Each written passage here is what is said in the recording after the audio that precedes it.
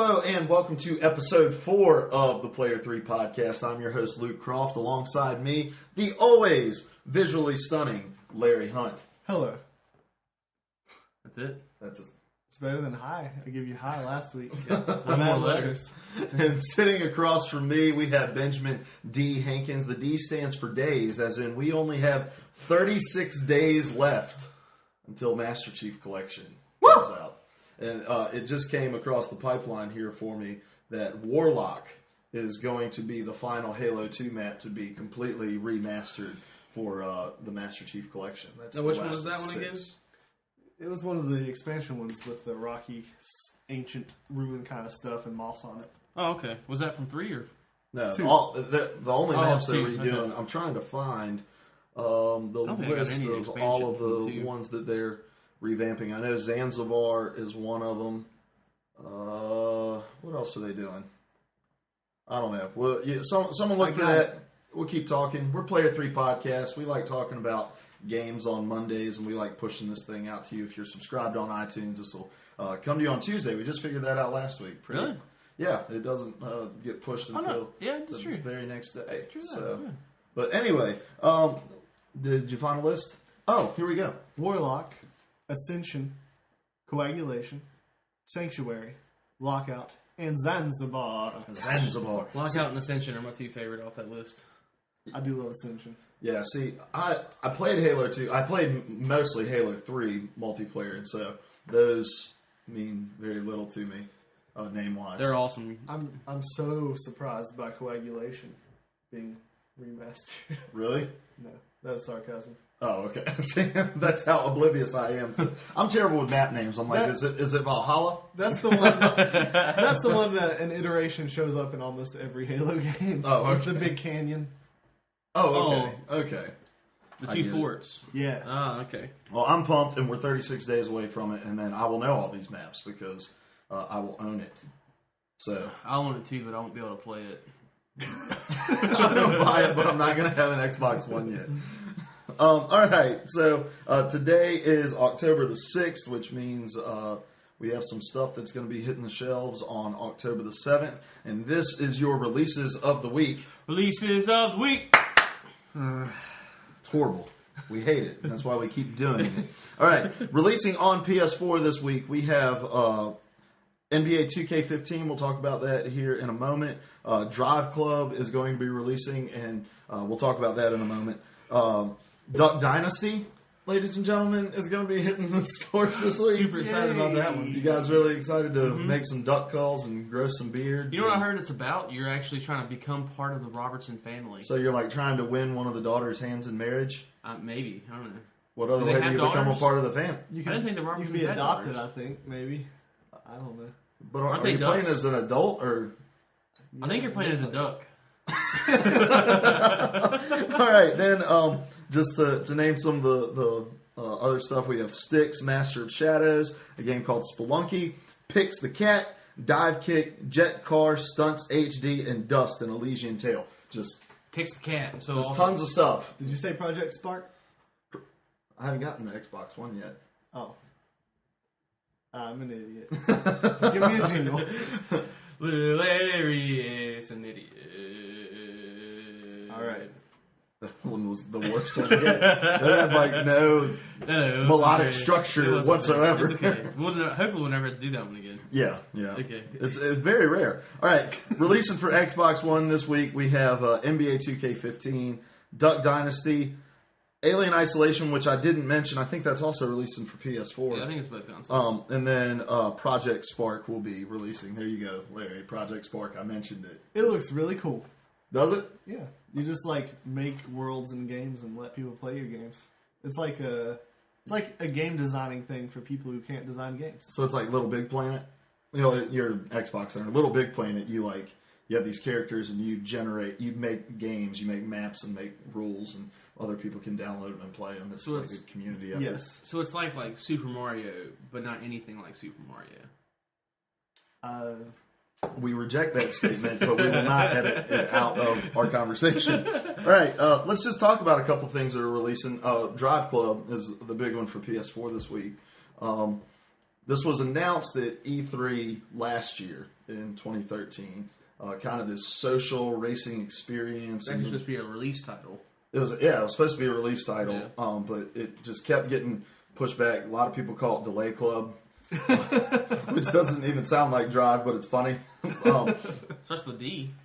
Benjamin D. Hankins. The D stands for delay. But the big storyline within this whole thing is sometime after it was supposed to release, they came out and they said, look, for our PlayStation Plus members, because the big thing was this game is going to be free to all PlayStation Plus owners.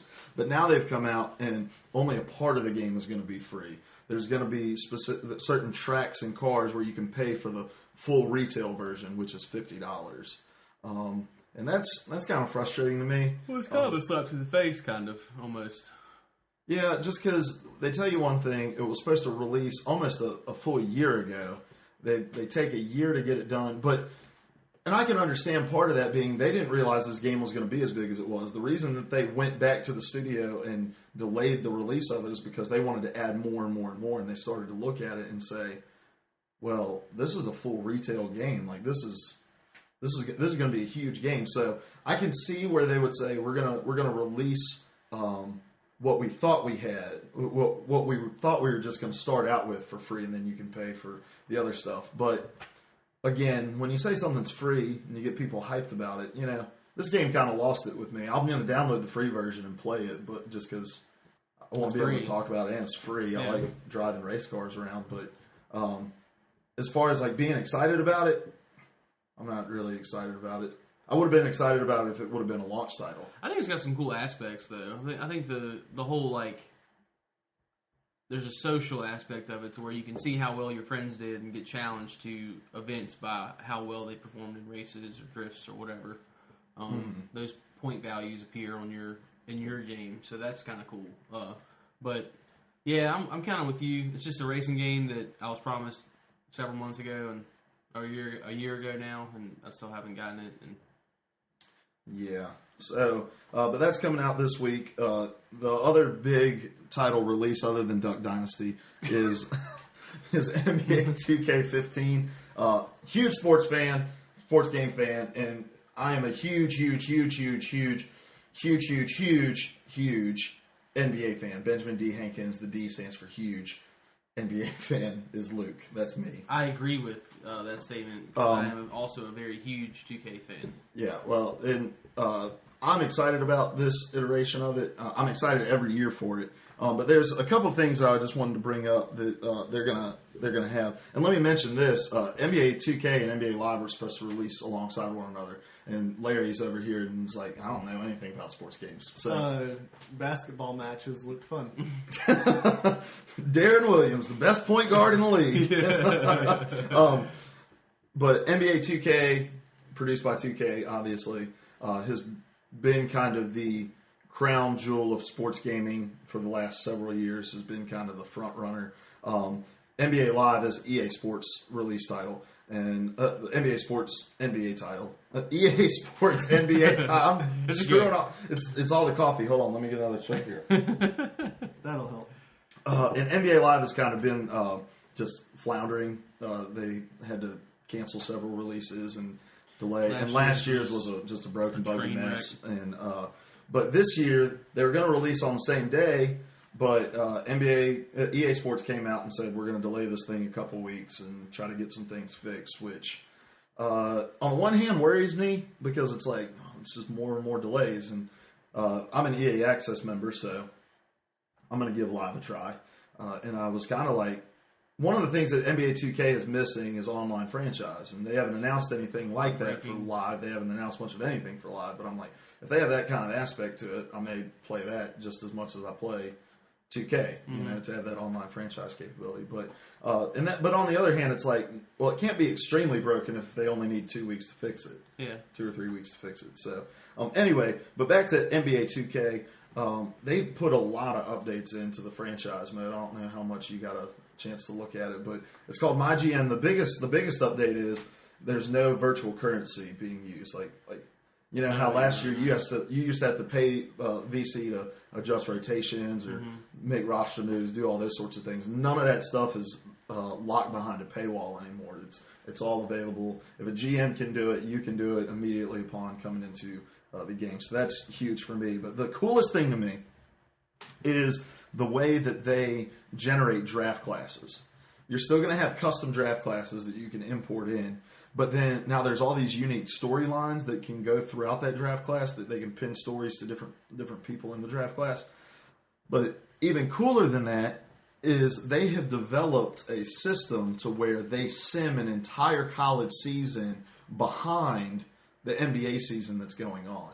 And so you may have a guy who starts off the year as like a really top prospect, but as time goes on, you're starting to see like, holy crap, he was averaging 5.5 points a game in college, and like he was supposed to be this big scorer. And so as time goes on, you're not only seeing like their potential, their A, B, C rating for different categories, but you can look at their actual stats from the college year and see they have 5 rebounds a game or 11 points a game, and you can kind of base your evaluation off of that. And that's going to be an excellent addition to the scouting as far as the scouting goes in your association modes, because you're always kind of grabbing at straws for like a letter rating in the scouting stuff. So it'll be cool to have lockdown stats for a year. Well, and it adds something tangible. Yeah. Like it adds something that you can look at and say, those numbers mean something to me. And so I'm excited about that. A lot of updates to the My Player mode. They've added in facial scanning. You take a picture of yourself using either the PlayStation camera or the Xbox Kinect, and it'll scan your face and put it into the game, much like EA's Game Face.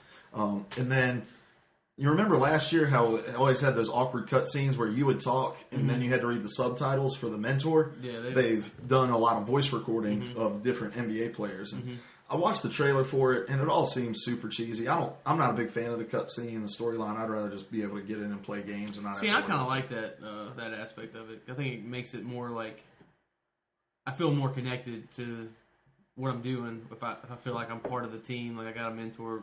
Except for when the mentor is like telling me to wear a clown nose to every interview and stuff. When have you ever seen that in real life? When have you ever seen a rookie wearing a clown nose during every press conference? Come on, Jason Richardson, get it right. Seriously, man, you were a total jerk to us in our season. A lot of cool stuff to me though, and I'll mention one other thing, but I've been talking a lot. You go ahead. What are you looking forward to? I mean, I'm always looking forward to 2K. One of the new I guess features that they're implementing this year, which is kind of cool to me, is a 2K Heroes mode. And what that is they've gone to 8 different superstars, and I'll put that into 8 different either past or present NBA stars, and have gotten them to name who their top 5 would be, like their 5 starters on their team. And you can pick a team and take that team into online matchmaking and play a game against another person who picks another team of the 8. And whoever has the most win percentage, it's either a week or a month. I'm not exactly sure. And we've got a video we'll link in the description about explaining that. But whoever comes out with the highest winning total for that time period gets a donation to the charity of the team's, like whatever the team charity is based out of. So, that's cool. Like Shaq is one of the people who has a team. His charity is Shazam. Yeah, his charity is the Boys and Girls Club. So that if their team is like the winningest team, if their team is the winningest team, then 2K makes a donation to Boys and Girls Club. So I think that's a really cool, really neat aspect to kind of make the game worth more than just playing a game, which is... Gosh, and now when people are like, well, what good is playing video games doing? And I'm like, I just sponsored the Boys and Girls Club, the whole entire thing. I helped them make budget. That's a good place for me to jump in. There we go. Derail us for just a second. I meant to talk to you guys about this before the show, so hopefully I don't ruin anything here. But are you guys familiar with Extra Life? Like every year on October 26th, 25th, or they pick a Saturday in October, and gamers will game for like 24. That's like a 24-hour game. I haven't heard of it, but I'll do it. Okay, I'd be willing to sign me up. And the idea is to use it to raise money for children's hospitals. But I was wondering if you might want to do some P3P stuff. Oh, that'd be cool. So tell us how this works, because I think it sounds like a cool idea. Yeah, P3P, building children's hospitals, ladies and gentlemen. not building children's hospitals. Do we get to serve in them? Can I be a doctor in one? No. I'll let you. Can ask I be? Who's a like? hospital Who was? All right, October 25th, P3P becomes doctors. All right. Who was the guy that wore clown nose? What was he? Doctor Who in that movie? Robin Williams. It was Robin Williams. But what was he? Patch Adams. Patch Adams. Yeah, we all be Patch Adams. Oh gosh, I was joking. All right, That's what it was. That's right answer. Yeah. we all need a Patch Adams nose for this event. And we need to walk P3P around. becomes Patch Adams October 25th. But you start at 8 a.m., you play for 24 hours, or you can start at a different time if you want. I vote we start at midnight on the 25th and work through to the next midnight. But we can hammer that out later. You play whatever games you want to play and ask friends, family, whoever to sponsor your efforts. And they can make a monthly pledge or a one-time gift. And then you just do your gaming binge for... Tetris Ultimate, 24-hour stream of Tetris Ultimate. All right, so are we trying to do this? Yeah, we're going to do it. All right, we'll look up the details. We'll talk about it more. We'll give you more details because we'll have a show before then. But because I don't have a clue how this works. We'll figure out how it works after the show. That sounds awesome, though. I like Good that. job, Larry. Thanks. Way to jump in on a topic. Serving the community, building children's hospitals. It's like going to be the first track on your EP. Back to 2K for a minute, because I think that's awesome. One of the things that they announced was a mode called My Park, and they had this last year where you'd go to the park and you'd play with your player from My Player, and you'd like play street ball versus others. But now they have like affiliations that you can connect with. They have the Flyers, the Rough Riders, the Beach Ballers. All of these things come with different upgrades to your stats. For instance, if you play for the Beach Ballers, they're flashy kind of shooters, and so their outside and inside shooting gets an increased rank. And so when you're playing those sorts of teams, you got to kind of try to shut down shooting and those sorts of things. But what I really found interesting in the trailer describing My Park was something called the Jordan Rec Center. I'm not a big street ball fan, and I'm not a big 3-on-3 fan. I love playing sim ball, and especially if I'm playing with people that I know. And Jordan Rec Center is a 5-on-5 not rec style, sim style, NBA rules, 4 quarters, refs, fouls, free throws, all of that. And it's more for the sim style player rather than the street ball player. And I love that change. Because like me, you and Les would jump in all the time, and the three of us play on the same team, and that's like the most fun way to play NBA. Oh yeah, so absolutely. And when you mentioned that before the podcast, I was like, sign me up. Tomorrow, I'll be playing 2K as part of my 24-hour stream. Building children's hospitals. We're not building them, though. We're just sponsoring them. Right. They're already built and functioning and staffed. Sponsoring children's hospitals, 24-hour player through podcast stream. And that's where people check if their headphones turn off. Yeah. All right. Anything else about 2K you want to bring up? I'm just really excited about it. Me too. It's just a really awesome game always. They never let me down, except for the fact that they don't have online association. That's the only thing that makes me... And that eats me up inside, because NBA 2K13, we had that season. I played with the Bucks. I didn't have anybody on my team that played for the Bucks by the end of the season, and I made the playoffs. And we played a whole entire year. I played like all 82 of my games. Man, and I played with the Spurs, and I traded Tony Parker and Tim Duncan and Matt Bonner and who else? You traded like everybody. Steven Jackson, and I made the best trade ever, because I got George Hill, and I got Roy Hibbert, and I got Danny Granger, and that was like the best change around ever. No. Ended up being amazing that year. It was great. You did end up having a really good year. I really wish they'd bring it back. It's my favorite thing to do. It's my absolute favorite thing to do. In 2K. So we'll just have to figure out a way to just talk about it like we're playing in the same season. So, all right. Speaking of things that I'm excited about, I'm excited because sitting on my coffee table right now is a copy of Middle-earth: Shadow of Mordor, which released last week. 2 glowing reviews, guys. Glowing review, and the game looks beautiful. The game looks like a lot of fun. I'm really excited to play it, and I think it speaks to. And I didn't mention this before the show, so if you guys have something to say about it, you can. Like, nobody was talking about Shadow of Mordor before it was released. You know, reviews started rolling out as review copies started going out and people got their hands on it. But before that, you know, like, I've never really heard it. I knew it was coming out. I heard people on Reddit talking about it and stuff like that. But as far as a hype train goes, it wasn't even like a hype rolling a pebble down the street. Well, there's never been a great Lord of the Rings game. They've been okay, but I don't think anyone expected this. And it gets like a 9.3 from IGN. Like this thing is just glowing reviews across the board. They just did it right. I mean, from everything I've seen, they've done it right. Like, they didn't make canned characters. They didn't make dumb gameplay. They didn't make just filler time in the game. Everything looks like it's there for a purpose, and everything looks like it's there to be fun. And that Nemesis system, that is a game changer. Yes, tell us about the Nemesis system. The characters aren't all the same. They make characters that have personalities, and it's really neat. In the video where they announced the Nemesis system, it showed a character that you had encountered in battle before, and he had survived the battle, and it made a permanent change in the character's personality and the way that he's going to interact with you in future battles. And so the characters remember and learn. And even as much as their physical appearance. Like, if you're fighting a guy, you push him into a fire, the next time you encounter this guy, he's going to have burn marks all over him. And reading the stories on Reddit about people who encounter these enemies, it's really funny because you do start to grow like a deep hatred for them. Like, as you think you've defeated them, and then they return back and they're even stronger. And I've seen people who are like, I've created enemies that were just unbeatable. Like, they had to use a lot of strategy to beat them.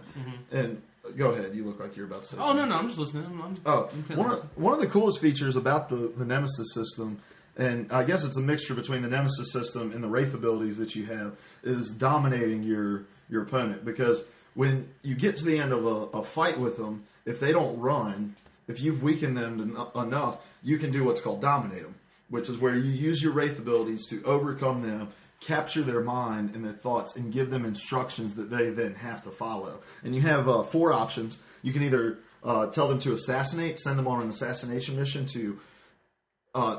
they will rarely kill the person that they are under because they're a lot weaker than that person. But they will give you a leg up in the fight against them because you can follow them, activate the assassination attempt. They'll drain their health and you go in and you can fight them.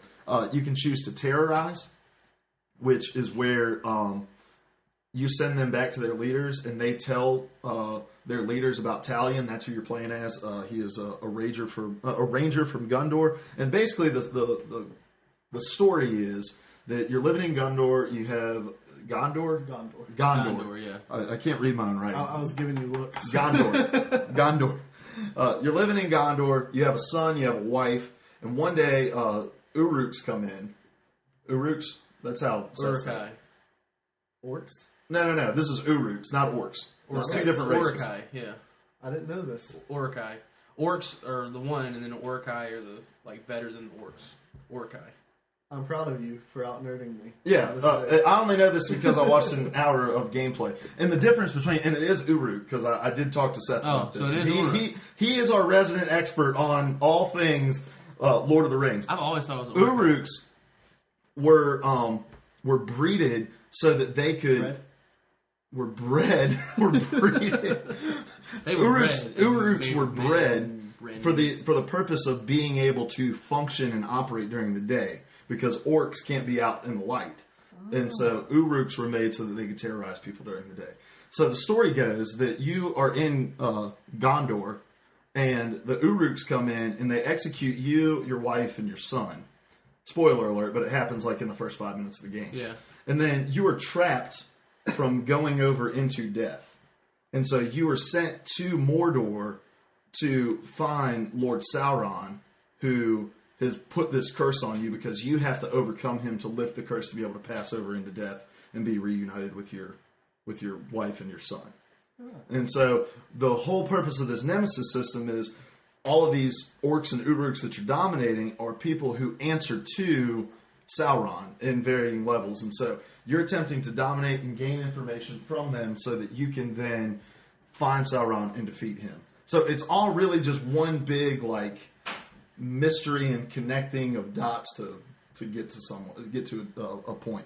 But you can assassinate, you can terrorize, you can send them to spy. If you don't know where their leader is, you can send them to go find their leader, and they'll come back, report to you, show up on your mini map where they are, or you can sacrifice them and just kill them. So a lot of cool stuff, and then the whole point of it being like, then if they run away, because there's a chance you won't dominate them and that they'll flee from the fight. If they get to a point where they feel like they're being defeated, they will retreat, and then they'll come back with their scars, with their personality, with their up-in ability. If they retreat, you can still chase them down. Well, in the gameplay we watched, you can still chase them down to try to dominate them. Right, but if they get away, continue. I'm sorry. Exactly. Well, that's the basic premise of it. But I think this is so revolutionary to gameplay, and I'm not just talking about in games with enemies in that way. Like, I think about the implications for this in sports games, and how you could tie this whole system in to where you build rivalries over your franchises, and like, say you're playing an NFL game, and in my franchise right now, I'm playing with the Browns. I'm undefeated, way better than Ben. I lost to Green Bay by 1 touchdown. So continue. Go ahead. Anyway, I'm playing as the Browns. I'm playing in the AFC North. Let's say I play the Ravens twice a year. One of the Browns' biggest rivals. If there was like a nemesis, quote unquote, system in Madden to where, let's say I run all over them, 250 yards rushing in the game against the Steelers. They know the next game they're going to game plan. They're going to key very hard on my running attack. And they kind of build these memories of what we're doing as time goes on. And so it's tougher for me to play the people that I play more often. Whereas, like, tonight's Monday night game is Seattle versus Washington, and they rarely get a chance to play one another. And so within this, they would they wouldn't have as many opportunities to build up those sorts of things and that knowledge of one another. So I think like this nemesis system can be something revolutionary across the board, not just in fighters but in sports games. I agree with that. Yeah. Awesome. We all agree. It's awesome. I wholeheartedly concur. Speaking of concurring, we all concur that Destiny's story could have been a bit stronger, and Larry has some information for us that he is going to go over right now as I try to make this house not 1,000 degrees. Nice. I think it feels good in here, man. So, on Reddit last week, a user put together a bunch of articles, screenshots, stuff he'd seen on Reddit. His name was Acer1096XXX. I'm going to call him Acer for short. But, Acer196XXX. But he managed to grab a screenshot of a post that made it to the front page of a guy who claims that he had been a part of a test group who got to play Destiny early, and that the story during the testing session was way different than the story that came out with the game. And this guy also stitched together several things, and a lot of this is hearsay, and some of this may still come up in the story, so I'm just going to go ahead and warn you. Possible spoiler alert. Possible spoiler alert! We should put some timestamps in here so they can skip this if they want, maybe. Hold on. Where are we at? We're at 28:20. I can put a timestamp right there. So be prepared. Just remind me to have an end timestamp, because I will forget. Okay, alright. But according to this guy, the original story, you wind up getting abducted by a guy named Crow when you're on Earth, and he kidnaps you, and he tells you that the Traveler is evil, and the Traveler is the one that's brought the darkness, and you've been lied to by the Speaker, and that the Traveler took over all of Earth's technology and turned the technology against the humans and almost wiped out the human race. And so with that, I'm sorry. Go ahead. Like, the implication to that then would be that he sent out the ghosts to resurrect Guardians to fight back the darkness so that he could finish the job. Well, he brought the darkness, so I'm not sure how all that ties in. Okay, but that is supported by the fact that Crow was definitely a character, and in some of the early trailers, and I grabbed a screenshot from one of the early trailers. When you go to the Shores of Time on Venus to raid the Academy Archive, that was to help Crow get information originally. So Crow was definitely a character who's been edited out. And some of the implication there was that you could have wound up having to choose a side. Like, do you believe the Traveler's evil? Do you not? I feel like factions could have been a bigger factor. Permanent decisions, man. Correct. It has a lot of leg with the fact that when you start the game, the only person who's telling you the story of this game is either the speaker or your ghost. Yeah, Dinklebot. 2 people from the Traveler. 2 of the Traveler people, and that's. And sorry, distractions. Benjamin D. Hankins. D stands for distraction. And now, where Acer claims that this story started to kind of disappear was a year ago, and about that time, one of the lead writers wound up leaving Bungie, and he didn't have anything negative to say. He said that they'd put together a good game; it was going to be good. But he left, and then that's when all this Crow stuff disappeared from the trailers. That's when the story kind of started to change. And another thing I tried to find proof that this guy was who he said he was, and I wasn't able to do so. But another guy about that time claims that he was hired by Bungie. And then in another post, he claims that they really quickly wrote the Grimoire cards. Which are very interesting. I don't know if you got a chance to read any of them, but I haven't. Like, it really does add substance to what you're doing, but it's a terrible method to tell stories in. And the thought there is that this guy was hired to write these, to kind of throw this story together, and they put it in these cards because it was too late to put it in the game, and it was too late to put a UI together to actually read the cards in the game. So you have to get on the computer to read the cards. But, like I said, we don't know for sure what went down. It looks, I don't think you can argue that the story did change. It changed pretty substantially. And that's not such a bad thing, but the fact that we weren't given a very good story in conjunction with that seems, that's kind of disappointing. Well, in the screenshot that you... it might not have been the screenshot you had, but when you showed us the trailer where Crow was pointing the gun, it's like, that's from a cutscene that we haven't seen. Yeah. Mm-hmm. And so, obviously, it was something in the story that's either been taken completely out or put behind the paywall of DLC. Well, and there's the cutscene of getting dropped off in the ship. That's something that we haven't seen. That point that you start at from getting dropped off in the ship is the point where your ghost resurrects you. There's no starting point there in a cutscene. There's a lot of things from the trailer that are missing from the actual game, and it leans on that explanation that maybe the story is completely different from what it was originally supposed to be. And it's also possible that the story was cut up to fuel DLC. Classic Activision. Yeah. Classic Activision. And, there aren't many people who enjoyed the story. And for me personally, the DLC story had better be good, because if it continues to be mediocre storytelling, I'm not going to continue to invest in this game for the 10 years that Bungie wants me to invest in it. Right. If they want this thing to be a 10-year game, they have to make the first year successful. Exactly. In my opinion, if they want it to be a 10-year game, they should have made the launch successful, which they failed to do. Mm-hmm. But I think we can all agree on this point. The story behind the making of the story of Destiny is more interesting than the story of Destiny. I would agree with this. Yeah. I would agree with because I'm captivated by this whole thought of they had this guy who they had on staff who worked on writing this entire story. He gets let go. They strip out his story entirely, put it into these, put pieces of it at least, or maybe none of it at all, and just completely changed it into these Grimoire cards, which you can't even access within the game. It's just interesting to me. Yeah. Why Bungie would do that. Because they had such a captivating story with Halo. And it's they understand that their fan base was built in one hand on multiplayer, and then on the other, which I would fall in. They captured me with multiplayer, but then they captured you two with fantastic story. Mm-hmm. Yeah. And for them to just completely abandon that because... And here's the thing, that Bungie broke off from Microsoft because they wanted to have the freedom to make the kind of game that they wanted to make. Mm-hmm. And for one reason or another, they just did not feel like that would be possible with Microsoft.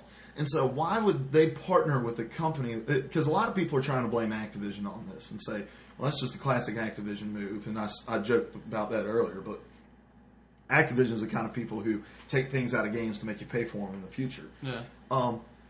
But why would Bungie make a deal with a company that would restrict their freedom if the whole reason they left Microsoft was to restrict their freedom? So this is all on Bungie. This is all Bungie's fault because they control the partnership with Activision. Activision can't force them to take their publishing deal. And Bungie could have probably self-published this game. I don't know if they have the means to do that, but I guarantee you they would find a way. If they went and said, "Man, we really don't want to hide all of our story behind downloadable content," they could have had that option. But to me, this is all on Bungie. Mm-hmm. And there were also little pieces digging around that I noticed. There was one trailer within the past year where they were talking about how this hunter may have gotten this piece of armor through trading or gambling, and so that's a feature that was removed. In the last there was year. In explanations in E3. There were explanations of a like game system within the tower and being able to go to the city out of the tower. Do you guys remember that? Being able to go through the bazaars of below the tower and to the hangar. Yeah, and do where Larry found out how to get to that. But and to bring that point to light, the trading and the that type of thing. I just expected more of a immersed economy and being able to do that type of thing. There are times when I'm like, when our friend Seth gets like a real awesome warlock something, and he's like, "Man, I wish I could trade this to you for you to be able to have this, or I could trade you my upgrade items for you to have your upgrade items, because I've got a ton of helium filaments that he needs, but I need all his relic iron. So if we could trade those, we'd be super happy." And they have mentioned the possibility of patching in, which is and I'll say this in a second. They've talked about patching in more of a marketplace idea of being able to trade things or put them up for auction or gamble for them, what have you. And then they plan on patching in other things like proximity chat and some of those other social aspects that are missing. But to me, a trading system, an auction system, that's not something I feel like you can just kind of toss in. I feel like you have to build that from the ground up. So it would make sense that they had it, they took it out thinking, man, people won't really care. And now they're hearing it and they're like, okay, maybe we can work it in to patch this thing in. Does anyone else feel like we're going to be getting like 10 gigabyte updates for this game? It's like, hey, update this game. You're going to need to delete 3 games off your hard drive. Yeah. A lot of stuff being stripped, and the whole story is just incredibly interesting to me. I'm not a big fan of DLC, and from what they've announced about what's possibly going to be in this DLC, there were some reports that it's already on the disc, that it's just blocked until you pay for it. Did you see all that? I don't know if that's certain, but that is speculated. Yeah, and you could glitch into some areas in the beta that have not shown up in the game. Well, there's areas that you can go see that are there. You can see over to them. They're just blocked off by some barrier. Like I've gone an opposite direction on Earth to go just looking around for ghosts and see almost like a subway area looks like that you can look down over and you can see through it and see people doing stuff, but you can't get over there because it's an invisible barrier there. Well, and I think from they're talking about old Chicago and other various places. They talked about it being this vast universe, and it's like there's no mention of that. Yeah, there's no mention of old Chicago in the story. There's no mention of any of the other areas, and so. But back to what I was saying earlier about if what they're speculating from what is just locked on the disc, the 2 DLCs that they're calling expansion packs really only contain 5 story missions. Mm-hmm. Yeah, and that's not an expansion pack. That's maybe an hour or 2 of gameplay. Yeah, expansion packs should be almost to the quality of full retail release, in my opinion. If you're going to call them an expansion pack, because anything else that has an expansion pack, it's super substantial. It's going to be interesting to see what they've kept behind that DLC paywall. I'm going to be interested to see how they implement a change in the story, because spoiler alert, at the end of the Destiny story, you go back to the tower and it's like, hooray, we defeated the darkness. That kind of thing. It's just like... I felt so empty. Yeah, like, I was like, are you kidding me? I was like, I got this yellow gun. I have this crowd of people rooting for me because I just did something that I don't know what I just did. Yeah. Like, there's so little explanation, and Sure. I don't know if I'm going to feel better about it if it turns out that no explanation is what they wanted. Yeah. But it just seems really odd to me that I am being sent to all of these different planets to fight all of these different things that can kill me, and nobody's telling me why. Yeah. And so that better be a part of the story. It better be explained to me why. Nobody's telling me why. I don't even have time to explain why I don't have time to explain. You better find some time Yeah. because I'm fighting for you. Yeah. Speaking of DLC, GameStop has an. These are actually decent segues. Yeah, they're not really crappy. They're actually pretty good. We'll get to crappier segues. Are we good with the Destiny stuff? Is that all we could say? We didn't do news today, did we? We are doing news. This is kind of news. I did want I to didn't do my mention. jingle. Go do your jingle. News with the podcast, All guys. right, Larry, what were you going to say? Since I didn't say his name, Joe Staten was the name of the lead writer that left Bungie on good terms. And I didn't realize this, but they also fired Marty O'Donnell over salary issues. That's the music guy. Yeah, you know that? Yeah, that was he did stuff for Halo, didn't he? Yeah. Yeah, and that was a big stink. I read a Twitter article, a tweet that directed me to an article that talked about all that and thought about the rumors of how it would affect the game. And yeah, it was a pretty terrible thing when it happened. Speaking of terrible things that might happen. I'm sorry. Oh. I had one last thing. Oh, to I'm say. sorry. And we can also put a link in there. I mean, we don't really need to put a link. This is what he said. The Taicho from Penny Arcade. I don't know how you say that. Taicho, I think. He said that due to the non-disclosure agreement, he's not sure what he's allowed to say, but he will say that you're not playing what I played before in regard to Destiny. So, that's... Yeah. That's fairly. I feel like that would point to what we're talking about. I mean, I feel like that would very reliably give you the means to agree with the fact that the game was not intended to be the way it is now.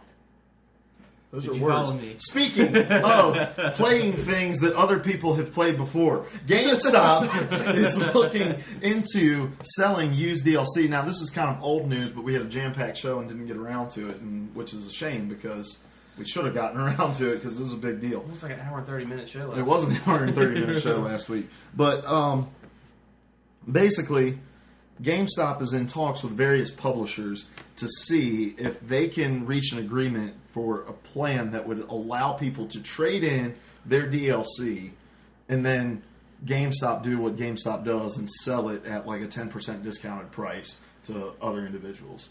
Thoughts? I don't think anyone besides GameStop's ever going to go for that because that's how their DLC was the developers and the company's response to GameStop. Yeah. Publishers looked at GameStop, said, holy cow, you're undercutting us. Like, we can only really make our sales in the first week because then there's going to be used copies on your shelves. And so we need to create a system where we can get the money, recoup the money that we're losing because people are going and buying stuff used because, hey, it's $5 off and it's absolutely no different. And so I don't see any publisher going for this. But basically the way that this would work is, as far as I can tell, is you would go, purchase your DLC, come, download it, play it, go back to GameStop, trade it in. They give you money for your trade-in, and they put your code into a system that then disassociates it from your account and then allows it to be resold to somebody else. And now, other games have this system, and I think Dota 2 was one of the things that was mentioned that has a system like this. I don't play Dota, so I don't really know. Not a PC gamer because I own a Mac and it can't run those games. But the thing about all of those environments and everything I've seen about games that have a used DLC market is it's contained within the game's ecosystem itself. And so you're trading it, let's say Destiny. All right, let's say Destiny wants to allow me to trade in my DLC. I play the 5 missions and the 2 expansion packs, and I decide I'm going to trade this in. So I trade it into Destiny. I get some money back to purchase, whatever else. Destiny then gets to sell it again. So basically, Destiny's making close to double the money off of something they've sold already. Mm-hmm. Whereas in this system, we'd be trading it into GameStop, and GameStop would be making some cut of the price. Because I don't think, if this is going to happen, it's not going to be, you sell the used DLC and you get all the money from that. Yeah. And although I don't think anyone's going to go for it, I do think it's good that GameStop is starting to try to find a way to evolve, because they need to start changing something, or they're going to go the way of Blockbuster in a few years, I think. Not real soon, but it's coming. Yeah, I think you have a lot of people who enjoy going to GameStop, and I'm included. I like owning physical copies of things. I like being able to look on my shelf, see what I have to play, and I like being able to trade games in. But as digital content becomes more and more a reality, and they start to come up, really the only thing holding me back from buying digital content is it's $60 on to buy it and download it to my console, and it's $60 to have the disc in my hand. And it's like, and you get the benefit of trading stuff back in if you have it physical. Yeah, but if they just lowered the price by $15, said, "Hey, we'll let you buy new copies digitally for $45." I'd be all over it. I don't care. I can't trade it in. I think the biggest thing holding me from digital is the memory block of, like, I only have so much memory on my console. Like, physical copy games, I can take that game off and then put it back on if I want to play it again if I had the physical copy. But digital copy, I have to repurchase it. No. Why not? It's in your library. Yeah, it's in your library. It works the same exact way. Because right now, with your physical copy, you put your disc in, you have to install the entire game onto your hard drive because it runs faster. And so when you take that off, if you wanted to play that game again, you'd have to put the disc back in, reinstall it all over again. With buying it digitally, you download it, you delete it. If you delete it off your system, say you just finished playing it, you don't really want to play it anymore, you would go back. You can still go back in. It's associated with your account. You can download it any other time you want. Wow. I'm no longer against digital copy games. That was what was holding you back? That was the big thing that was holding me back, yeah. Educating Ben Hankins. Now that's one we can get down with. Yeah. But as all this stuff catches on, it's going to be like you said with Blockbuster, and Redbox is going to come and say, "Hey, we have this great idea," and Blockbuster is going to say, we don't ever see that catching on. But I like to. I enjoy going around and being able to peruse GameStop. Yeah. And I don't care if it's like boxes or if it's just they have the digital cards hanging up. Like, I want to still be able to go into a GameStop and browse around. And so I like that they're trying to be forward thinking and saying, "Hey, what we're doing now isn't going to be the way that games are going to work in 3 to 5 years." I don't know what the answer is. Do you have any ideas what the answers could be about where they could go and we could make a lot of money with the GameStop execs? I don't know right now, but I hope they don't stop looking at this idea. Like, I hope they keep trying to find other solutions as well. And what they're going to have to do in order to do this is to back off some cash. Yeah. And say, look, we're making 100% of what we're selling these used games for. If we sell a used game for $55, we're all 55 of that goes back to GameStop. They're going to have to come off some of that cash and say, look, Bungie and Activision, if somebody comes in and trades in Destiny, we give them $25. We sell it for $55. We'll give you X percentage of that. They're going to just have to come off some cash. It's going to take a little bit of. Or in the other side of the coin, if they pursue this used DLC option, this can be it could end up being a kind of peace offering to the developers for, hey, we're making all this money off of used copies of your games that you can't resell, but we had this idea for selling used DLC. What if we kick back some money to you from that reselling of the used DLC, and you make more money off of a double sale of that, and that way we can continue selling our used content, and you still get a benefit of us doing used DLC stuff. Well, I think what we're going to be seeing in the next 3 to 5 years is the going away of physical content. I think there are going to be very few publishers who stick around the physical copy of the game market because they're just going to say they're going to find ways in the next 3 or 5 years to get the overwhelming majority of people to go digital. Well, it's cheaper for them to go digital. Oh well, yeah, absolutely, Hugely cheaper. I mean, but GameStop still has some time to figure something out because you still have a lot of parents buying stuff for kids, and they're going to buy the stuff in a store. yeah. Well, you got people that want it then, like us, who and this doesn't so much apply to digital, but it applies to like buying a physical copy like off of somewhere like Amazon or something like that. You want that store that you go to get it then, and I agree with that. And you miss a lot of if you change everything to digital, you miss a lot of the. And I'm not a huge like midnight release fan.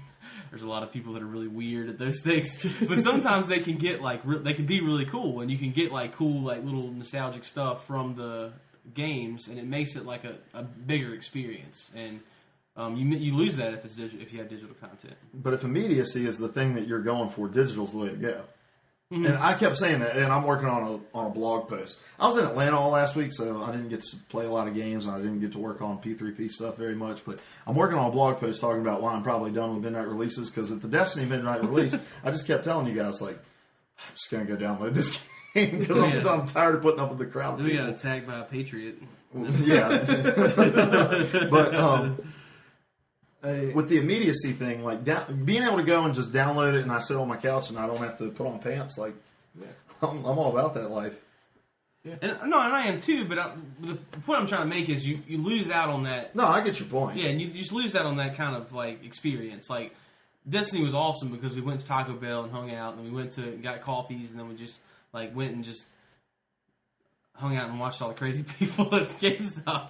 Yeah, I watched Monday Night Football on my phone, something I could have been doing on my big screen TV. But could you have been threatened by a drunk guy who loves America? I would have rather not been. This is all going to be in the blog post, ladies and gentlemen. But I think right now, the reason GameStop has time from not only the consumer but from the publisher is because publishers and developers and the gaming industry as a whole is because GameStop still holds some cards in their hands because people, like you said, people are going to stores to buy games for their kids because they don't understand the digital world and purchasing things. As they begin to understand you can buy cards from GameStop and give them to your kids to be able to purchase what they want, that's going to go by the wayside. And when they go and can purchase digital codes of specific games from these retailers, that's going to go by the wayside. But the other thing right now where GameStop kind of has a grip on the industry is Microsoft and Sony are still very heavily relying on GameStop to sell the physical hardware that you can't bypass around. You can't download an Xbox One. These stores are the majority of the sales going into retailers, going into your Targets, your Walmarts, your GameStops to buy your controllers, your consoles, your PlayStation cameras, all those sorts of things. And until Amazon and online retailers start to take the cake for physical stuff, GameStop has time and some leverage to try to get this thing sorted out. Mm-hmm. To say, hey, look, we'll continue to sell your hardware if you try to work with us on some of this software stuff. Yeah, I agree. And speaking of software, Minecraft is downloadable software. It is. Yeah. That's not a good segue. Anyway, back to the meat and potatoes of what we tried to do. So I got a chance to download Minecraft. Ignorant Gamer plays Minecraft for the very first time. I got into it with you and a couple friends, and I was like, what have I gotten myself into? I'm not really feeling this. It's all grainy. I can't find an angle I like to play from. But then as we get into it, you can play from the third person. I didn't know that. You can play it from the third person facing. I knew that. I knew that. Yeah. I got into playing it. I started learning how to craft some stuff, what to mine for, and I'm like, holy crap, this game is fun. I got to take a day off of work because I had to work another day. And so I took a day off, ran some errands, came home, sat down, played Minecraft, was playing for about an hour and a half, maybe 2 hours, built this huge house into the side of a cave. It was looking awesome. I was fighting off zombies and creepers and all sorts of stuff, and I was having a lot of fun. And then I fell down a mine shaft and died. And I did not build a bed and sleep in it, and I could not find anything in the world that I had worked on. And so I'm no longer playing Minecraft because that frustrated me. Yeah. Tell them about the world that we introduced you to today. Hold on. I'm still talking about my impressions of it. I'm not done playing it. It is like... It's deceptively fun. I would never want to sit and watch anybody play it. So, like, asking all you guys to come watch my stream, it's pointless, because watching that game is not a lot of fun. I love watching that game. Oh, man. See, like, you played for maybe 15 minutes today, and I was about to shoot myself in the brain. The handful of people watching your stream that night were probably really entertained the first time you found a creeper. Yeah, because I did not understand that they blew up. So I went in, and I'm, like, hitting it. So what do you do with a creeper? You smack it, and you get just close enough to when it starts going, you get just close enough to where it blows up. I smack it, run backward, let it calm down, smack it again. Or, if you get it to blow up in water, it doesn't damage anything. If it's in water. Or bow and arrow. Oh, yes. Yeah. I need to kill some spiders to craft the bow and arrow. I want to get back on. I want to get in with you. I want to build a huge world. I want to build an awesome mansion. I want to build... I want to have 5 cows. I want to pay for a wife with my cows as a dowry. I have to say, too, your world had the most nightmarish mine I've ever found. It was this giant cavern underground, just humongous. And there was so much good stuff down there. I just wanted to get all the stuff, but there were so many monsters. And I died over and over and over and over and over. And I'm never going there again. But Jessica and I are playing tonight if you want a Minecraft later. Yeah, I may get on for a little bit. Ignorant Gamer plays Minecraft for the 3rd time tonight on Twitch. Lodger Black Man. But yeah, it's deceptively fun. And it's kind of calming. You get in there and you're just like, holy cow, I've just been digging well, I don't like the music. The music is annoying to me. I like the music. I just get in, I start digging, and I'm like, wow, I've been digging for the last 45 minutes. I just have no idea. I should probably eat something. Like, both in the game and in real life. So, thank you, Larry. Larry actually purchased it for me, but it's because I paid for our hotel when we went to Indiana. You're welcome. And so, thank you for exposing me to the Minecraft world. Ben showed me his world today. It is elaborate. They have like a kitchen, and they have a house that has a floor, and in the middle of the floor, they have their crafting table. They've built around it so that there's no table you go to. You just look at the floor in the room, and then you can craft from the floor. We built a storage room. We've got 2 bedrooms. We started a mine shaft that goes, I don't know, in real world length it would probably be 2 miles, but in like the game length it's only a couple feet. But it's like it's humongous. It's 4 blocks tall and 4 blocks wide, and it goes forever. And then we're going to take it the other direction so we can set a minecart that goes the length of the world. Was this all done in normal difficulty?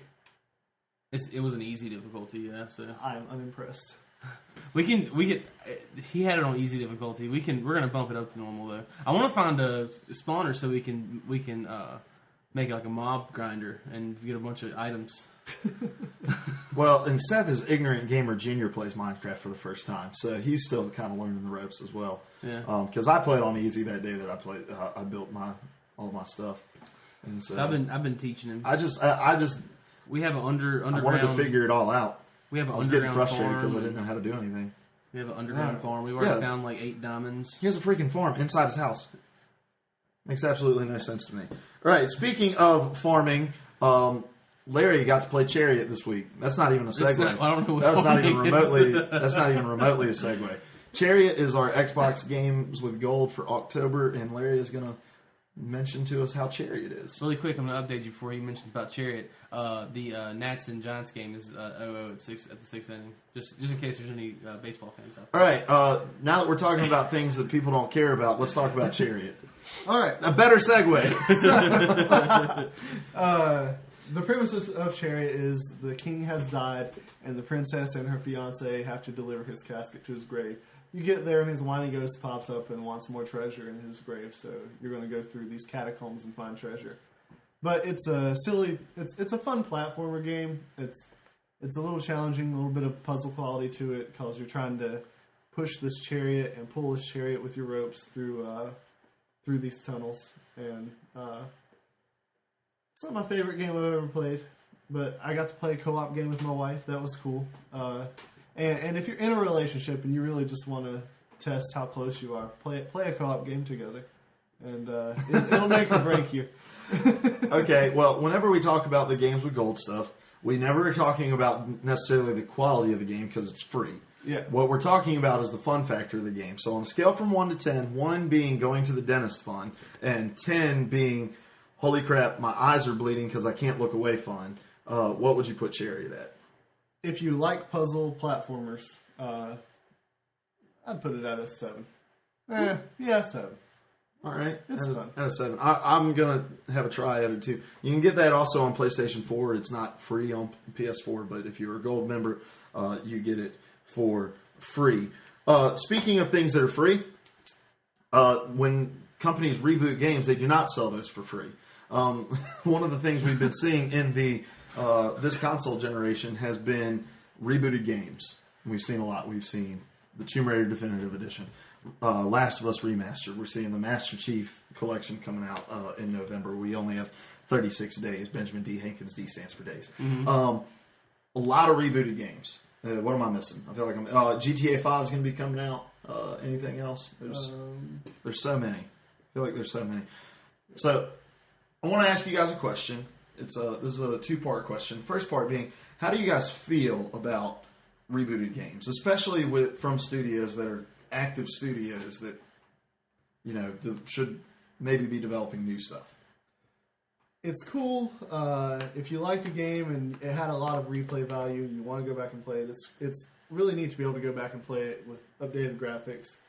But if it's just the bare bones, the same game I played 10 years ago, it better not be $60.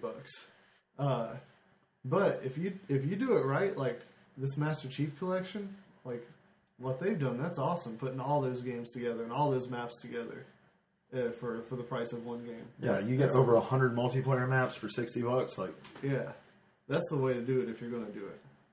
I like when it falls in the realm of. I loved playing Legend of Zelda or the Ocarina of Time back on 64, and I don't have a 64 right now that I can play that game on. So being able to play it on a current gen system that I have is an awesome thing. I loved Last of Us on the PS3, even though I didn't get to finish it on PS3.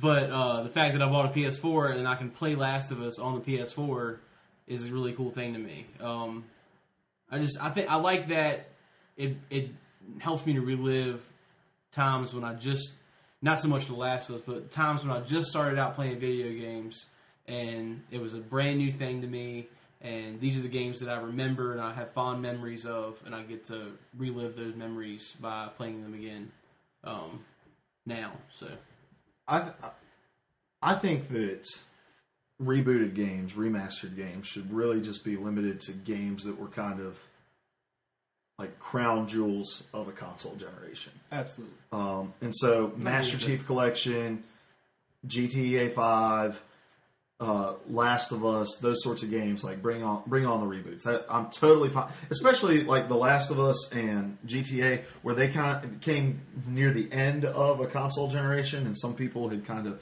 started prepping for the PS4 and Xbox One, allowing them a chance to now play this on their new console when they may not have gotten a chance on the last console. Mm-hmm. But I would much rather see developers working on games that are new, working on new titles. Yeah. When you start to get into games like Tomb Raider. Tomb Raider was not like it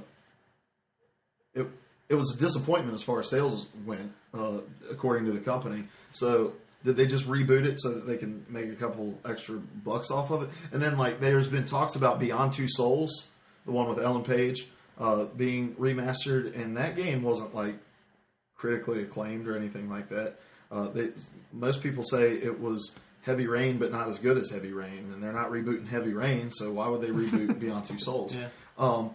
So I'd much rather see companies working on new IP or new installments of games rather than going back and just upscaling some graphics and selling it to us. One of the things I've loved about the reboots, though, and I don't know if it's the same for Xbox One because I've only looked at them for PS4, is that they sell for $49.99 rather than $59.99, and so you're not paying full price. I think GTA is going to sell for $60, but The Last of Us wasn't. But that game was chock full of awesomeness, and I'm probably going to buy it again. Yeah, and so if I remember right, the Halo Anniversary Edition didn't sell for $60 either, so they knocked that price down. And that was the 10-year anniversary of the first Halo, correct? Yeah. So, and then my next question to you guys was, rebooted games are just going to be a thing of reality. It's going to be something that's constantly happening. And so I think it can be, even if you don't think that we should reboot all games, I think there's some games that personally we ourselves would like to see rebooted. And so if you guys got to sit down with the makers of games and say, all right, here's my personal list of games I would love to see rebooted, what would you say? There are two that jump out at me. One makes sense and one will not make sense. The one that makes sense is Rampage. Dang it, that old you stole arcade it. game. I stole it. This is my idea when we had this discussion the first time. It's okay, I've got a lot more. Rampage. I loved that arcade game, and I think it would be neat to just update it, bring it back, and Have 4-player co-op and the current gen. And just that'd be destroying cities.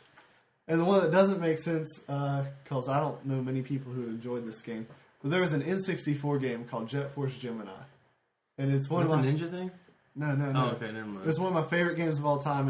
It followed these two twins who were on some sort of space defense jet force. I don't know, and their dog Lupus, and you were fighting giant ant aliens, and it was just a really fun, entertaining game.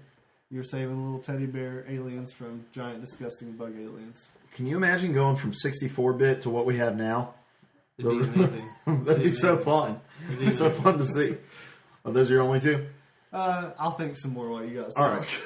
I got a couple that I would like to see. I loved Battletoads. I don't know if you guys know what that game is. Yeah. That game was really awesome. I'd love to see that redone.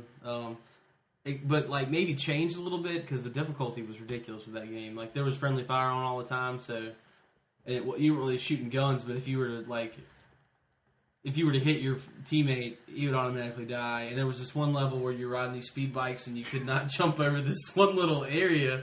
And yeah, that was a terrible. But I love that. I just had a lot of fun with that game. So it'll be cool. And like beating up robots and stealing their legs and beating things with the robot legs. That was really cool. Yeah. So yeah, Battletoads. Let's see. I love the Need for Speed Underground series, like where you can go and fully customize your cars, and it was like kind of open world kind of deal, and that was a lot of fun. So that would be kind of cool to see rebooted. There's been a lot of Need for Speed, but I feel like none of them have been to par of that PS2. Recent Need for Speeds have been awful. Yeah, so Carbon was the last good one. So I would love to see like a fully like customizable, make me feel like I'm playing Too Fast, Too Furious.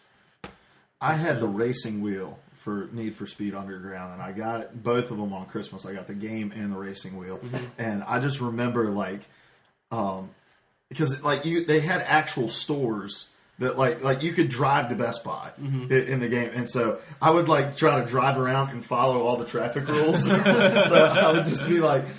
But you didn't have turn signals or anything, but if like the light was red, I'd stop at the stoplight. I'd decelerate going on exit ramps and stuff like that. So I don't know if I'd want to see it rebooted, but I just thought that kind of made me nostalgic. Yeah, it's kind of cool. I don't know if there's a couple others that I'd like to see redone, but I don't know if it's more so like if you consider a reboot or like just an anniversary edition kind of thing. I'd love to see like a Fallout anniversary kind of deal for the current gen, like remastered to where. Because I loved Fallout 3. Like, that was just a great, great game. And that was awesome. Skyrim would be another game like that I would love to see. But, yeah. Well, go ahead. Sorry. There was a series on the Sega Genesis I think I'd love to see this brought into the 3D HD graphic era. Streets of Rage. I thought you were going to say Earthworm Jim. I thought you were going to say Sonic. No. Sonic got brought into the 3D world and it sucked.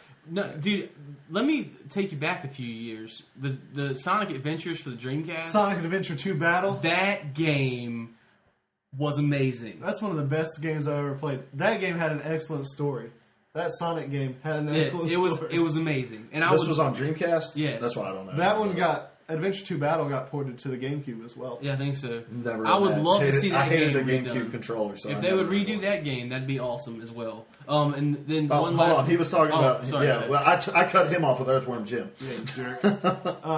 Did you guys ever play Streets of Rage? It came with the Sega. Oh, is that the game where like you could pick up pipes? And Yeah. You could, that game was trying awesome. to take down the crime boss. I had all three of them. I have all three of them. And the art style kind of looked like South Park, where it was like it didn't look like you were in the frame at all. It looked like you were more like on top of the frame. Yeah. It was like you just move up and down the street. Like, I'm moving as if they could see my gestures. That game was awesome. Yeah. Streets of Rage reboot. Make it happen. Make it happen. We will make it happen. Maybe it's a public domain by now. Can we do a Kickstarter? All right, P3P starts a Kickstarter to build a children's hospital where we can put all the kids to work on making Streets of Rage. Oh gosh, too far. Okay. Wait, one last one real quick, and then No, we're not moving on. I haven't done any of mine. I'm sorry. I haven't done any of mine, guys. All right. Can I got one more. I've got one more. One thing to say. I don't remember the name of the game, I got one more. but I'm going to describe it to you. There was a setting. lot You of played fun. with characters. They had controls. It was an N64 game, and you were all ninjas. It was a bunch of ninjas, and there was a blue-haired ninja, and there was like a fat ninja, and there was like a lady ninja, and you had this little pipe thing, and you were like fighting with the pipe thing. I think it was like I don't know. If you know what this game is, put it in the comments on the Was it called podcast. Mystical Ninja? Yes. Does he have a blue face? He has blue hair. Yeah, blue hair. Yeah, starring Goemon. That game was a lot of fun, but I never bought a memory card for the 64, so I never could save my game. So I always had to start from the very beginning every time I played the game. Yeah, I'd like to see that. I'd like to see that with like disc saves instead of having to have a memory card. It's funny how Googling N64 ninjas is the very first thing that comes up. It was an awesome game. More ninja options on the N64. The thing of it is, though, I think it was a Japanese boot game, and it like they didn't do the subtitles exactly right. So, and the story was really, really wonky. Like you couldn't. If it was a Japanese title, the story is going to be it was really, really weird. wonky. It was weird. But it was cool. Like you could fight with all kinds of, and you could switch out your ninjas, and you had to switch to certain ninjas to do certain things, and it was, I don't know, it was really cool. I liked it. Okay, my list is not nearly as awesome. Well, there's one on here that you guys are going to be like, huh? All right. I'll go to the ones. I want to see a Tony Hawk Pro Skater 2 reboot. Yeah. The I would best like to Tony see Hawk that. Pro Skater of them all. Pro Skater 3 was good too. The Undergrounds were good too. Which one was yellow? Yellow cartridge. That was 2. That was. I'm pretty sure. I'm going to look up a picture of When it. they did the PS2 Tony ones, Hawk and it was like Pro- the Bam Margera and stuff. Those were kind of cool too. Let's see. Images. Yeah, I want to see Tony Hawk Pro Skater 2 rebooted. I don't see a picture of the cartridge. Yeah, it's the yellow one. Okay. Yeah, Tony Hawk Pro Skater 2. Can you imagine that game? That game looked awesome for its time. Can you imagine if they rebooted that thing into our graphics today? Along those same lines, I would like to see Skate 2 rebooted. Skate 2 was a lot of fun as well. The soundtracks for those games are always so awesome. Too. Oh, yeah. They're always really good. Yeah. Make me all hype up and stuff and like grinding poles and junk. It's awesome. Yeah. So, and they did kind of reboot it in Sunset Overdrive, so... Kind of. Tony Hawk Pro Skater with zombies. Let's see. This one I think is going to come eventually, but I want to see Gears of War trilogy all packaged together, that'd be cool. rebooted, remastered. I just love That was really Gears cool. of War. And That then, story was amazing too. And then here's the one that you guys are going to be like, meh. Fusion Frenzy. Meh. Anybody remember Fusion Frenzy? I don't know what that is. If you don't like that game, it's because you didn't have friends to play with. All right, we bought that. I remember because that was original Xbox, I believe. Right? Yes. Okay. Yes. It was original Xbox. We came home. I have 4 siblings. I have a brother and 3 sisters.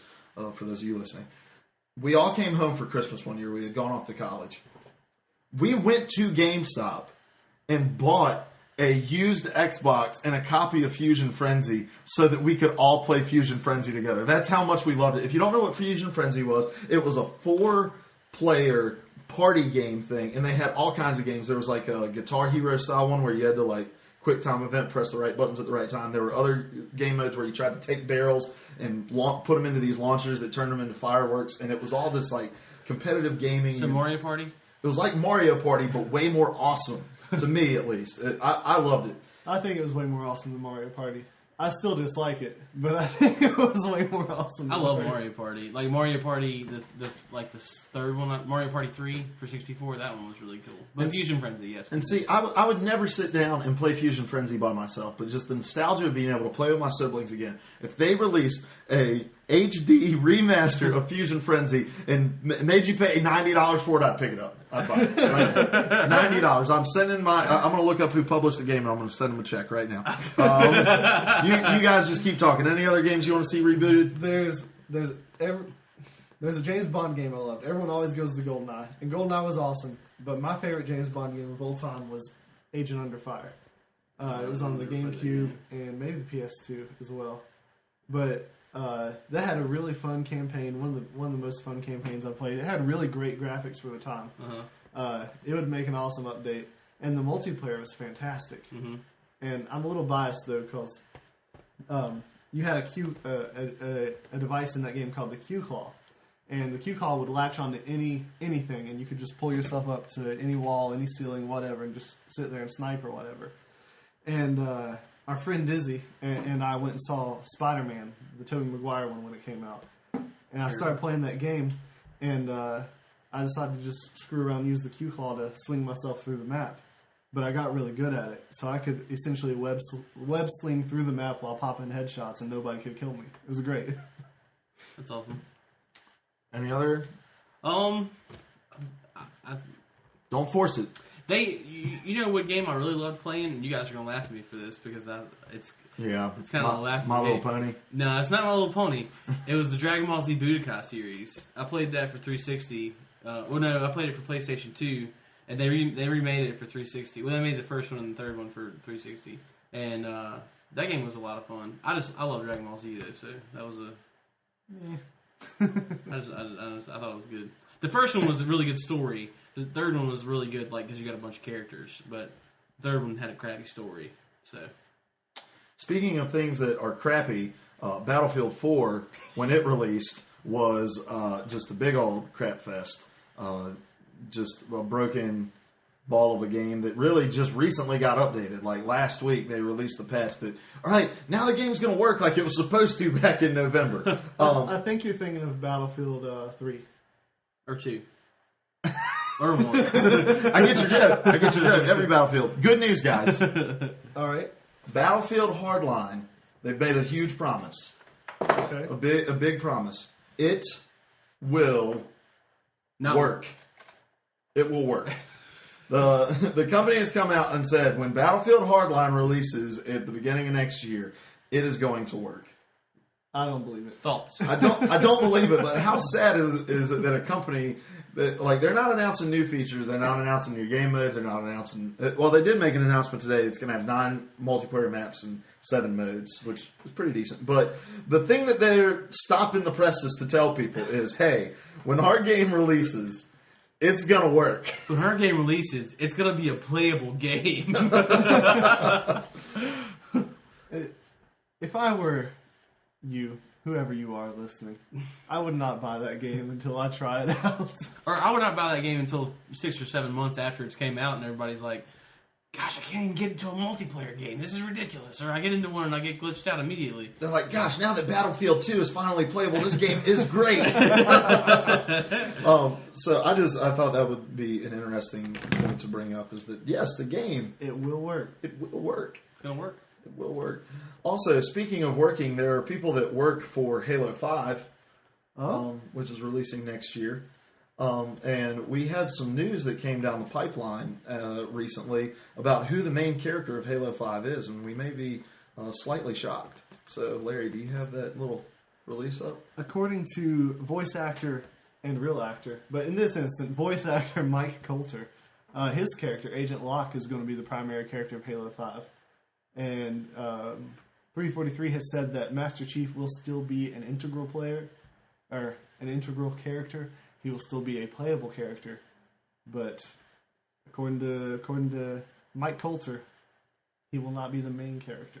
So it's going to kind of be like some of the Call of Duty iterations where you play as different characters throughout the... Or like Halo 2, you played as the Arbiter and Master Chief. Spoiler alert. That's what I'm thinking it'll be like. It's more like Halo 2 where you swap between a couple of characters, but we don't actually know anything yet. Right. So these are all assumptions. I'm very excited. I'm excited about Master Chief Collection to get caught up. I think it really makes sense for them saying that this Halo Nightfall series is necessary to watch and kind of experience to get you the gaps filled in between Halo 4 and Halo 5 to say, hey, we're going to bring in this character that's playable and that's going to be central to the story that isn't Master Chief when you're used to just, for the most part, Master Chief is the man in the story as far as I know. Yeah. But it makes sense to have this live action series that says, this is bridging our gap. Now, is this guy going to be a Spartan? Yeah, Spartan 4. So Wow. Master Chief is a Spartan 2. Yeah, wow. So way cooler abilities, is that what that means? Probably Am I going to be able to stop a bit time? stronger, I would say. You were Spartan 4s in... Reach? weren't you? No. I don't know. I'm mixed up on my Halo lore. But you were Spartan 4s in the multiplayer of Halo 4. So he'll be one of those guys. Okay. Does that mean, because part of Halo 4's multiplayer was you had loadouts that had different abilities. Mm-hmm. You know, you had like the thing where you punched and you created the shield around yourself. I don't know what any of these things That are was called. Reach. That was Armor Lock, and that was... Never mind. I'm not going to get started on that. Okay, but in Halo 4 you had abilities in multiplayer, correct? Yeah. And so is that like a feature of Spartan 4s or whatever you just said? I think it's just it's kind of a heightened ranking system, right? Isn't that what? No, it was a feature of the armor. Oh, okay. Oh, okay. Every iteration of Halo, they update the armor. And so now the armor has abilities. Guys, I'm completely ignorant of Halo lore. I played multiplayer of everything that I played. I will have played the story after the first week in November. Spartan 4 is a higher rank than Spartan 2, right? Yes, but that's not the answer to the question. I know, so. well, yeah, I guess. I was confused in the terminology. I'm sorry. This Nightfall series, though, like, I don't even care that it's integral. Like, you tell me Ridley Scott's doing a live-action Halo series, I don't even care. I'm watching that junk. Have you guys seen Forward Unto Dawn? Yeah, that movie was pretty awesome. It's pretty good. Like, and so for them to bring a big-name director on to do something live-action, I'm very excited about that. When is that supposed to come out? November 11th, right? Yeah, and does it ship with the live-action series included? The series comes with the game, but I don't know if that means there'll be an episode available right at launch. And then it also comes with, and we're just getting into what the Halo Master Chief Collection comes with, it also comes with access to the beta for Halo 5, which is coming at the end of December. And I'm so excited about it. I can't wait to play that. It's going to be so great. I'm so excited about having the code but not being able to use it. All right, speaking of new games, are you done? Yes, You got it? You're done? Speaking of new games, I want to introduce a new segment today. And this is a surprise. Surprise! Surprise to the It's a guys. surprise segment! It's called the non-gaming related question of the week. The non-gaming related question of the week. Here's your question. Would you rather eat Oh, God. a turd-flavored brownie, a turd-flavored brownie, or a brownie-flavored turd? Ladies and gentlemen, we've heard this question probably, And now I want to involve our audience in the asking of this question. A turd-flavored brownie Ask because it you're one not more eating time. an actual turd. Ask it one more time. Would you rather eat a turd-flavored brownie or a brownie-flavored turd? Okay. I'm going to explain my answer just the same way that Larry explained his answer. I would rather taste turd but not be eating a turd than eat a turd that tastes like something that I can eat. Because I will not have eaten a turd in that. That is key. Yeah. Because I can always say this tastes like poop and never have actually eaten poop, but know what poop in fact tastes like. Okay. There was an episode of Nathan For You where Nathan went to a frozen yogurt shop and said, hey, we need to create an ice cream flavor that's going to draw people to your frozen yogurt shop.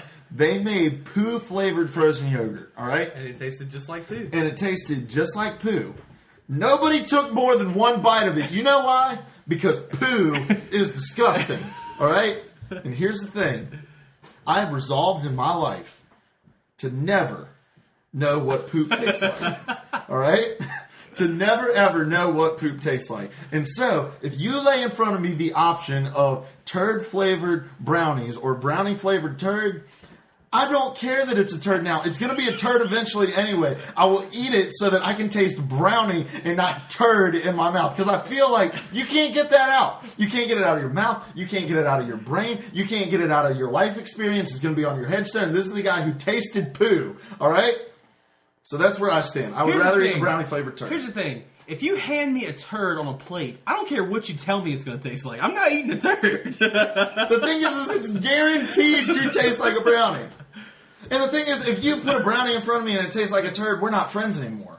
All right? If you put a turd in front of me and tell me to eat it, I have the option to eat like that's okay. But if you give me a brownie and you're like, hey, taste this brownie and it's a turd, like, I'm deleting your number out of my phone. And Lord knows I don't have that thing remembered. Larry. You disgusting. Disgust me. Poop eater.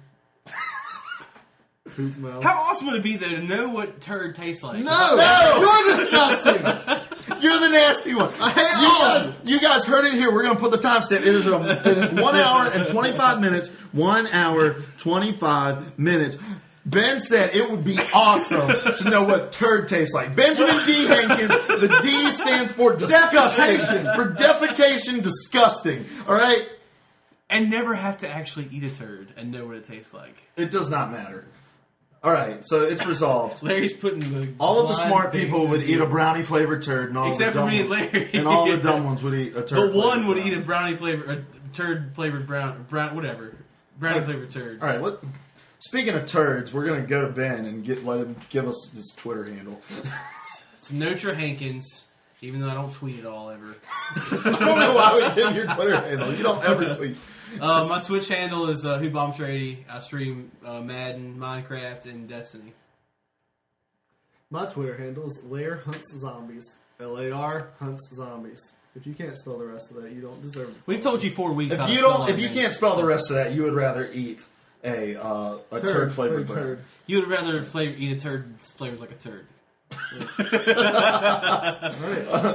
My personal Twitter handle is TK from Antioch, ANTIOCH. But you should follow us on Twitter at Player3Podcast. We are on iTunes and Blueberry and Stitcher and Facebook and all over the internet. Just Google us with Player3 Podcast.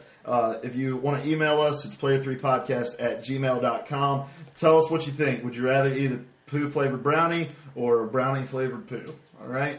And we are Player3 Podcast. And remember, you can trade in your games at GameStop. Player3 Podcast! P3P.